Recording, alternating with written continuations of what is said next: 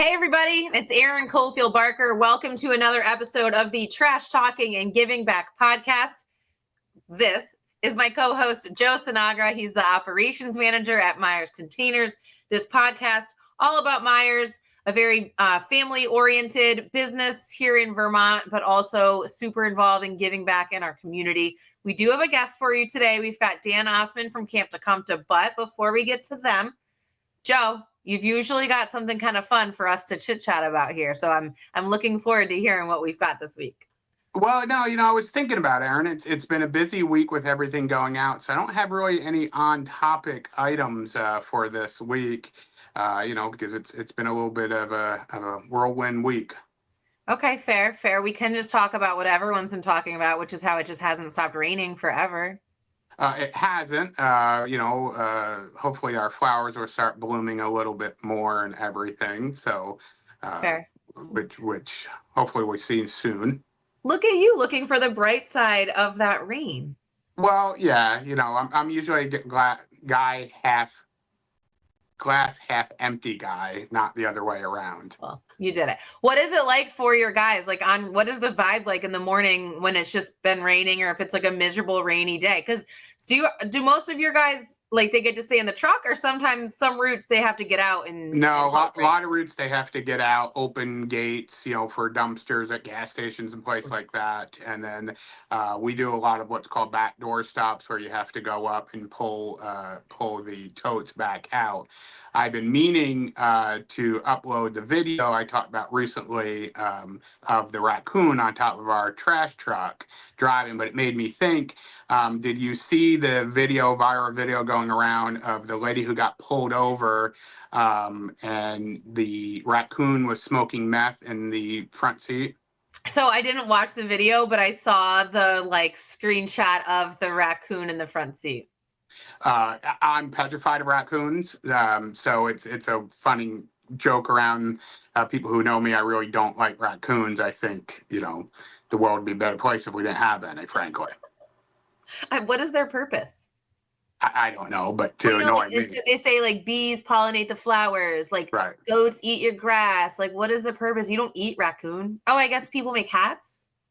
I guess. I think they had a worse PR director than skunks, because you hear good things about skunks, but not raccoons. I don't know. They come out, and you would think that I would like them, because, they're a little grumpy, and they come out at night, and they like to eat, and they only, they act slowly and everything. So you'd think it would be like my spirit animal, but no, they're not. They're just not. Okay, well, I'll take a raccoon over a skunk any day.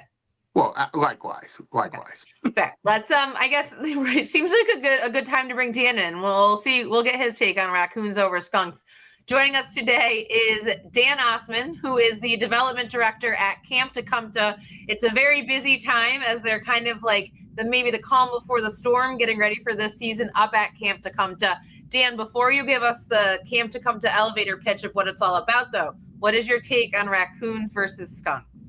Dan Osman, development director / varmint expert, right? Oh yeah, you guys probably at camp. Is there ever? Yeah. Oh yeah, we have all sorts of critters at camp, skunks and raccoons, to name a few. If I had to pick between the two, I'm going to be honest. I'm going to go raccoon. Sorry, Joe. I think it's the smell. I don't want the skunk. Yeah, that's the thing. Smell, and I know people and have experienced getting sprayed. No, thank you. I gotta stress, I'm a city boy by trade. I don't like any wild animals. I mean, I'm cool with, bear and raccoon and skunk and mice and rats. I mean, I'm, any of those. I've been to camp a number of times, and you have all kinds of deer and raccoons and mice and possums, and I'm good. I'm okay with all of that. My favorite is we have lots of rabbits at camp. Lots of rabbits. That's cute. Yeah. That's cute. Okay, Dan, thank you for joining us on the podcast. Super excited to hear about camp. So tell me, for someone who maybe has heard of Camp Ta-Kum-Ta but doesn't really know what it's all about, what is it all about? Absolutely. So we have year-round programming for kids and their families who have impacted by childhood cancer. All of our campers come from New York and Vermont. Our requirement is that you are treated at UVM Medical Center. So we actually have a number of campers who come from out of state as well, or out of region as well, as far as Virginia sometimes. And we build programming around our campers' needs. So we have, like I said, about a program every month for every member of the family. We have our signature summer program, which is for our campers. We have a siblings program in the fall, a program for our moms, and a program for our dads, as well as a number of family opportunities for the entire family. And then we have winter weekends. We have one in January, February, and March. And then one of our other really exciting programs is we do an exchange program with our sister camp, Camp Rapahope, down in Mobile, Alabama. Folks down there for their teen weekend, and then they send some kids up to our weekend as well. So that's a really cool sort of cultural exchange, which is really fun. Well, and that's cool. I feel like a lot of times you think camp, you naturally just kind of think summer. So to know that there's actually stuff going on all year long up at Camp Ta-Kum-Ta is pretty cool. Yeah, literally, I think the only month we don't have a program is November. Really, every other time we have a program. And actually, our next program coming up in June is a new program. It's our Young Adult Survivors program. It's the first time we're doing that. It's for campers who have aged out of our traditional camp programming, but will come and have a camp program for a weekend and talk about sort of what's going on for them, but also have some space to go on a ropes course. Maybe the pool will be open probably at that point. Be warm enough, hopefully, in June. So, just really building in as many opportunities as we can to build community with our campers and their families, and create a supportive environment for them. So, Dan, talk to us about how many kids participate in an annual basis, and how they come to you. How do they find you, and how the process works. Yeah, so we annually we serve about 90 families from Vermont and New York specifically, and then from out of state as well, like I mentioned. The referral process, it's sort of dependent. We did a lot of referrals from UVM Medical Center. We have a really close connection with the Children's Hospital there, but really anyone can refer a camper. What we then do is then work with the Children's Hospital to make sure that we have all their medical needs met. It's hard to quantify how many people 90 families is, because we'll have campers who will engage in our summer camp program, but then also our winter weekends. We'll have a mom and a dad or a guardian participate in moms and dads, and then we'll have siblings as well. So we're really, and then also we have a family fun day in May that I forgot to mention, and that's for the entire family, extended family as well. So really a lot of opportunities to connect with different members of the family and bring them to camp and have a good time. For you and everyone who works there, I'm sure that, right, it's a very fun place to work, but also like rewarding, and just seeing the kids and how much fun they're having and smiles on their faces when we know that these are, children who have a lot more on their plate than any parent hopes their child will have to have on their plate. So what is that like, for you and the other people who work there every year? And then I'm sure kids, who've maybe survived cancer and come out of it, maybe come back and visit. Like, just how much pride do you guys take in the good that you do? Yeah, it's amazing. I mean, it's an amazing place. We talk about this a lot, about how you can talk about camp, but really when you come on the property and you see programs in action, that's when you really feel that intense emotion of how wonderful it is. Mm-hmm. We have folks that are deeply committed to our programming. Our campers will often come back as volunteers. We actually were just talking about this last night. About 18% of our volunteers that are currently our volunteers were former campers. Oh, wow. So they'll graduate through the program. They take a couple of years off through our CIT program, and then they come back and they can be volunteers. And our families are amazing. I mean, we have family members who have now adult children who are volunteers, who are on our board. We have folks who run events for us because they love camp, fundraising events. It's a powerful place, and the joy that you feel when you're on site watching kids participate in programming, there really aren't words to describe it. It's really an incredible experience. And for all of us staff, our small little office team, we have a team of 7, and then countless volunteers that come and make the programs happen, which I'll talk about later. It is it's hard to describe. It's pretty incredible, and we're very fortunate to have this really amazing place to work, but also be able to offer the opportunity to our campers and our families. It's pretty cool. Now, Dan, Myers Container, one of the things Jeff has always prided himself on is both giving back to the community that helped create so much for him, but really kids is really the number one thing for him, from our involvement with Boys and Girls Club and stuff. And Jeff makes an annual donation and has come to camp a number of times. How do you get your funding? I don't think you get any funding from the state or the Fed, so I assume it's from people like from Myers and other companies like ours. My guess is. Yeah, that's correct. I mean, so you're right. We don't get any state or federal funding. All of our donations come in through generous individuals, corporations like yourself, civic groups, and grants from other groups. It's a pretty diverse funding stream. We're very fortunate that we have a community that loves camp. One of the things that we do every year is our Cool 105 Ta-Kum-Ta-thon. And Joe, we were talking about this earlier. You've called in before, and we've talked on the phone. And people are, it's incredible how many people have been touched by cancer in different ways. We have folks who call in who know our campers intimately, their family members or their neighbors. We have folks who call in to share their own cancer story. I'll never forget one of my first Cool 105s. A gentleman called in and had just lost his mom to cancer, like a couple of days earlier, and made a donation in her memory. And it was a very heartbreaking but beautiful phone call. He was very generous with his story and with his donation as well. And so that's really cool. It's a really sort of a concentrated dose of humanity. It's really amazing. Well, and I think we've got some photos that we can share with people. The location is beautiful, right? Pretty much just right there on Lake Champlain. But so obviously funding, donations help make this happen, but volunteers also help make this happen. Where do your volunteers come from? Do you need more volunteers? How do people find out? But also just like big shout out to the volunteers who do go. Yeah, our volunteers are amazing.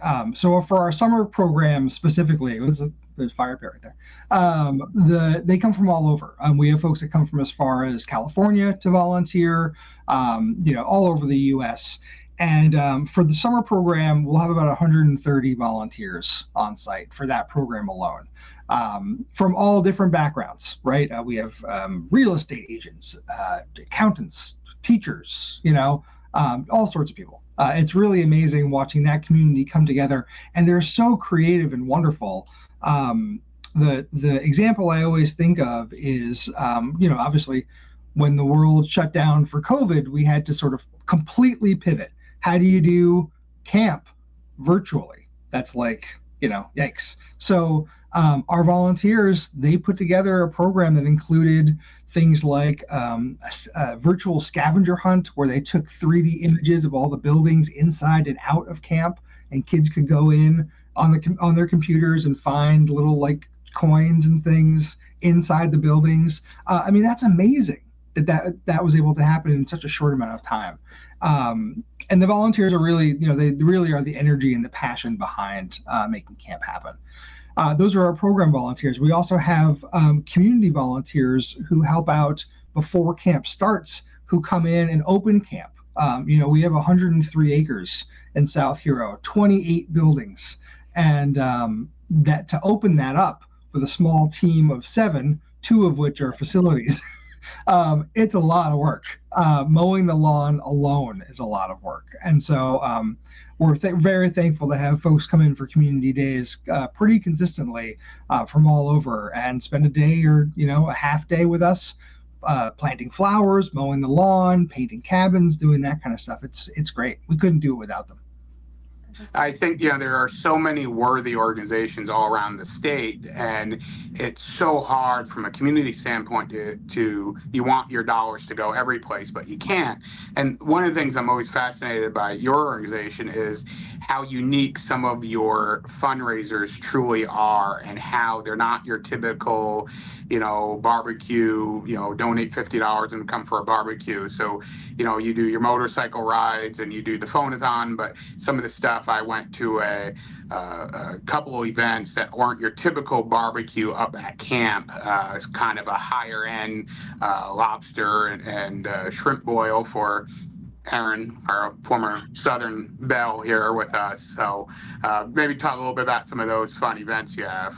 Yeah, for sure. Actually, you just showed a picture of the lobster bake a couple of slides back. We do a lobster bake in August. That's a really fun event. Lobster and steak dinner with live music. It's a great event. You mentioned the ride, Joe. That's coming up in June. We do a virtual ride, but you can also walk, swim. We had someone ride a horse one year, all to raise money for camp. We have a softball-a-thon in September, which is we partner with Cool 105 and the Lake Monsters, and we have Centennial Field for a full Saturday, and folks can come and pay for a team, put a team of 10 in and play for an hour at Centennial Field, which as a softball guy is like a dream. It's so fun. So it's a great time, and it raises money for camp and sending kids to camp. And we actually, I didn't mention this before, but we actually, all of our experiences, all of our programming comes at no charge to our campers and their families.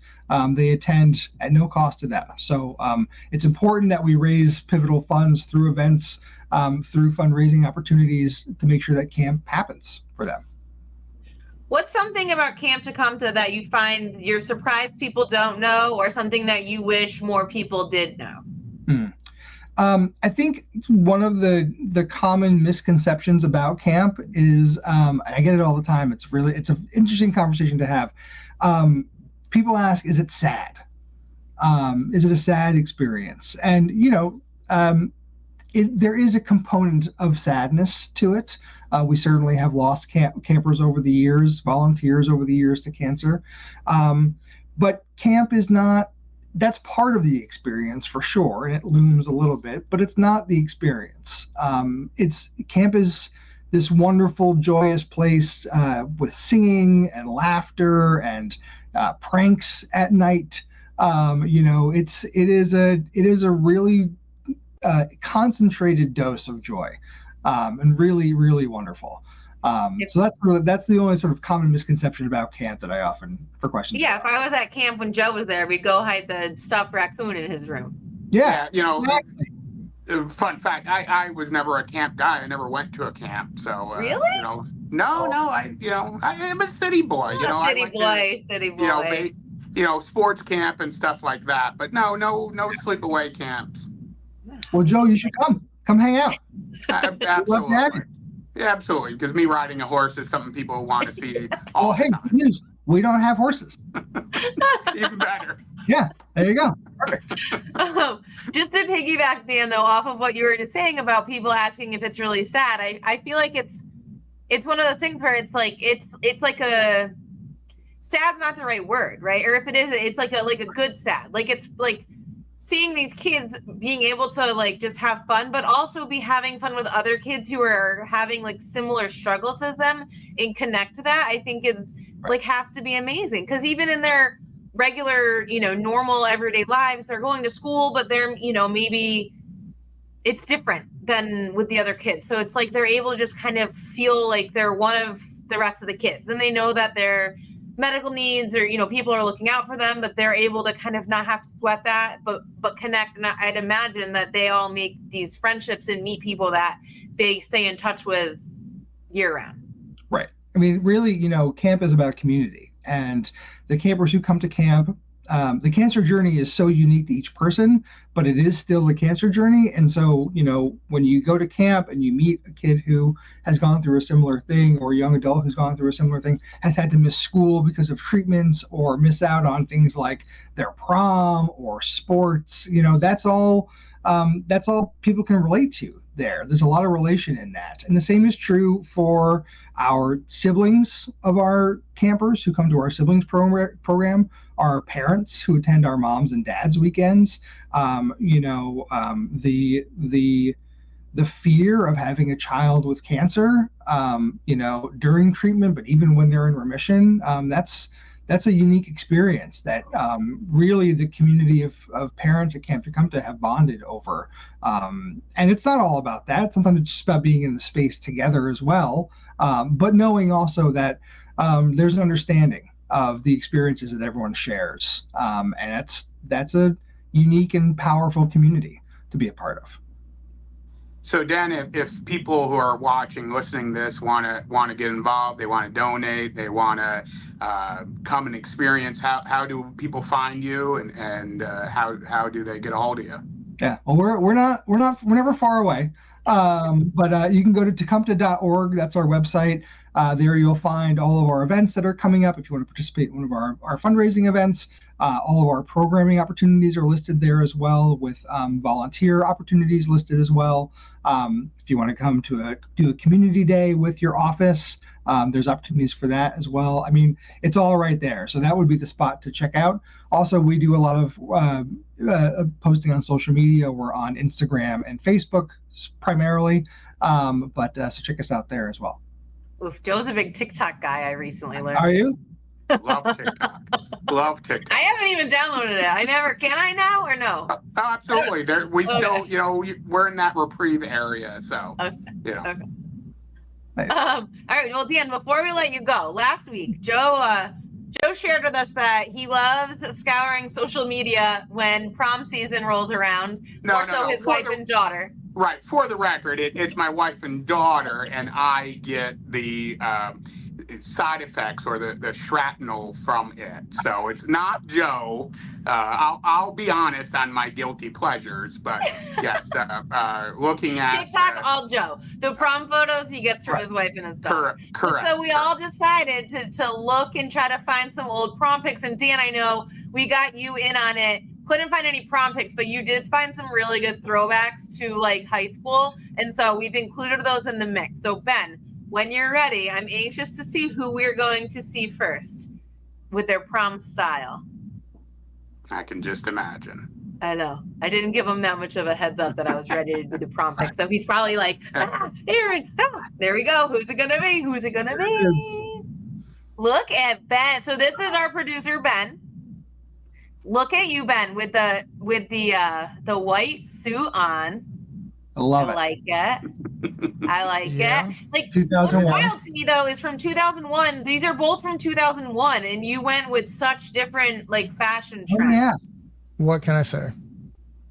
What can I say? I was just that guy. I don't know what to tell you. Well, and then were they all was the theme black and white for both of these? Because even the ladies both went with the black dress.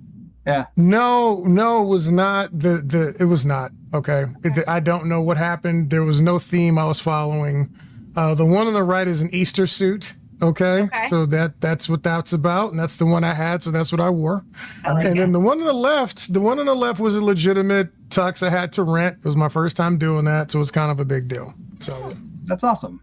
I like Well, it. the company Christmas dinner, Ben, you'll have to wear a white suit for us.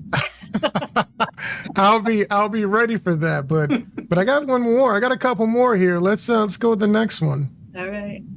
Oh, there she is. There we go. Look at that. I feel like these photos, I think, are like 1 year apart, like junior year, senior year, but I feel like I look like a baby in the middle one. So what year are we talking about here, Erin? So I guess it'd be 2001 and then 2002. All right. Wow. Fun fact, the guy on the right, that was my like longtime high school boyfriend. He and his twin brother played lacrosse at UVM. Oh, no way. Yeah, before I ever we'll have lived up We'll here. have to get in this on a future podcast because dating a twin, that's so Right. Well, you might need an hour for that. Yeah. All right. That was never an issue. Boom. Oh, Joe. I love it. You haven't changed a bit. Well, a little more white hair, a lot more white hair. On a fun fact here, when I don't have a ton going for me, and when I start going a little gray, I decided to dye my hair. But as I'm sure, Erin, you know, and Ben and everyone, you're supposed to get permission from your spouse when you do things like that. Well, I unfortunately didn't get permission, so my wife came home and she told me I looked like a Mexican drug lord. Wait, no, like you didn't need her. Did you go get it professionally dyed, or you like bought the box and did it yourself and were like embarrassed to say like, honey, let's do this together? Yeah, no, I did it myself. I went to CVS and I bought. Tell her? No, I didn't tell her. I just, because I was just starting to go a little gray. But I bought like. Maybe no one will notice. Right. Yeah, no, and so she told me I looked like a Mexican drug lord. So. What did you do? You just had to like wear it out? Yeah, my hair grows very, very fast. So it only lasted a couple of weeks, and then since then I let it go. But yes, that picture, 1993. Oh. So that was quite some time ago. And do you remember your song, Erin? Oh. I feel like Wonderful Tonight was it one year. Oh yeah, classic. Yeah. We were Take My Breath Away, Berlin. Oh, great tune. Well, and Dan, where did you grow up again? So I grew up in Plainfield, Vermont, outside of Barrie.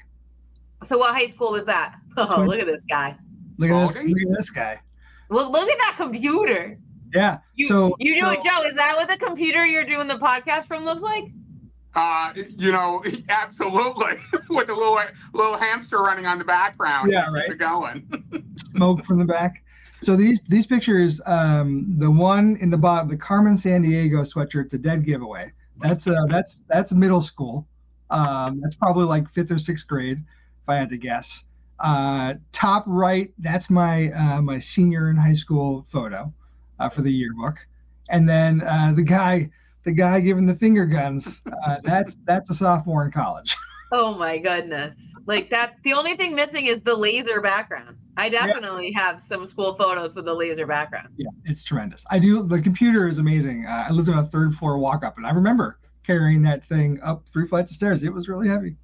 Now, what I'm truly amazed by prom 2025 and prom, late 90s, early 2000s is the whole production now. I mean, I can remember my prom, the big deal was, borrowing your parents' car or, 8 of you going in to get a limo and everything. Now, I hate to be like these kids today, but these kids today, professional photography and all kinds the promposals. The promposals, I mean, that would have been, that's the whole thing, a friend of my daughter's, who's a year younger, she had duck feathers in her corsage because her boyfriend was a duck hunter. And I'm like, oh my God, another thing, ducks are worthless. There's no need for it. It's a whole nother topic. But it's just it's the whole production now. I mean, of course, times are changed, but, mid 90s, you go to prom and then, you, depending what part of the country, you might have an older sibling buy you something that you're not allowed to have, and you go to the lake or the beach or a hotel, and your parents didn't know where you were, and my parents were older, so I rolled in at like 3 o'clock, and you get home for curfew? I'm like, yeah, of course I was home for curfew, no problem. You turn all the clocks back. Yeah, of course. They don't, they were just like, whatever. But it's a whole different experience nowadays. It's not to sound like things were better in my day, but things are better in my day. Well, and so we haven't talked about kids yet. And Joe, I don't know if you knew this, but Dan has a 14-year-old daughter who will be a freshman next year. So I can't wait to follow up with him in a couple of years and say, so how was she proposed to for prom? Yeah. She'll have a very different experience than I had. So my graduating class had 25 in it. Ooh. So we were a tiny little school, K-12 school. So we had, everybody went to prom. It wasn't an exclusive thing. Like the kindergartners were at prom? Yeah, even the preschoolers, they were there too. Oh, that's was this Cabot? What school? Went to prom. What school did you go to? Twinfield. Twinfield. Okay. D4. Yeah. School. Wow. Did you go to any other schools' proms? I feel like when there's that few kids, you had to pick your date and just that's my pick, I guess. We were little, so it was Yeah. So, and talking about things that wouldn't happen today. So we had a prom, but we also had a winter ball. Yeah. But the winter ball was the day after Christmas, but it was 6 families in my city hosted it, and it was by invitation only, and it was for the 3 area high schools. Can you imagine today if there was an invitation only for 300 kids? Wow. People their mind would be blown. Yeah. No, and I'm sure it's like a huge deal if you would get invited. Like, did you get invited this year? It's like, I never got invited to a bat mitzvah, but I went to school with plenty of girls who had bat mitzvahs. So there's my funny little thing that I was always like, my brother went to a bunch, my sister went to a bunch, but I was always like, why isn't anyone inviting me? I went to a couple over the top bar mitzvahs, I have to say. That's what it makes me think of, this party.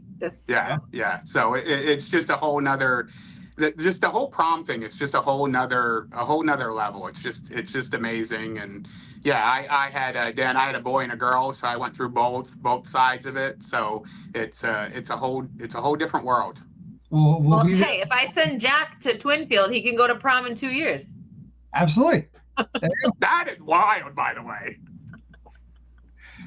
Juvenile delinquents like me would be like, oh, 7th grader, come over here. Let me show you something. Try the punch. Yeah, exactly. All right. Before this becomes not a family podcast, we are going to say goodbye. Dan, we appreciate you coming on the show, spending your time with us today, telling us all about Camp Ta-Kum-Ta. Definitely encourage people to go visit their website to learn more. And have a great time at camp, and best of luck with camp this summer. I hope the weather is amazing, although I'm sure that there's rain dances and fun things that happen when it's not, because you just make the best of everything up there at camp. That's right. Even the rain, it won't keep us down. We have lots of fun. Perfect. Yeah. Awesome. All right. Thanks, that is it Nice. for this Trash Talking and Giving Back podcast. We'll see you guys again next week.